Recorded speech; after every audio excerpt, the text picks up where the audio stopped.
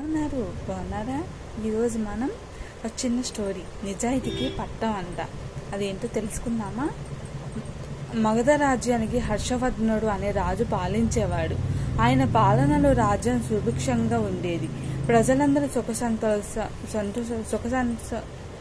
సంతోషాలతో జీవించేవారు.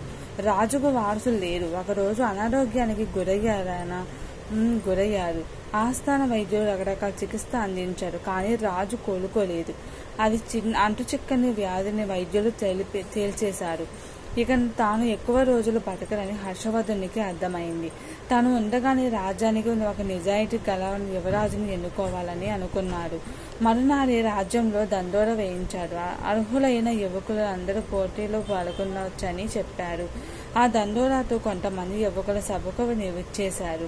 వాళ్లకు రకరకాల పరీక్షలు పెట్టి తెలివైన సమర్థులైనటువంటి 4 యువకులను మంత్రి ఎంపిక చేశారు. వారిలో ఒకరిని ఎంపిక చేసే బాధ్యతను రాజుకు వదిలేశారు. రాజు ఆ యువకులను పిలిచి అందరికీ తలా ఒక విత్తనం ఇచ్చి 10 రోజుల తర్వాత మొక్కను పెంచి తీసుకొని రమ్మన్నారు.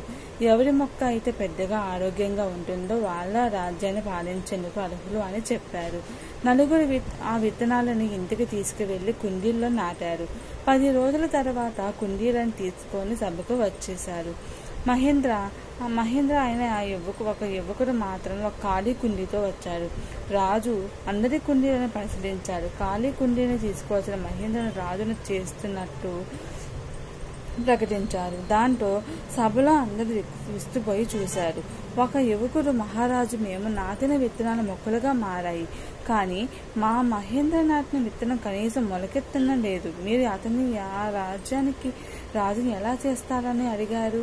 అప్పుడు రాజు, నేను మీకు ఉడకబెట్టిన విత్తనాలను ఇచ్చాను.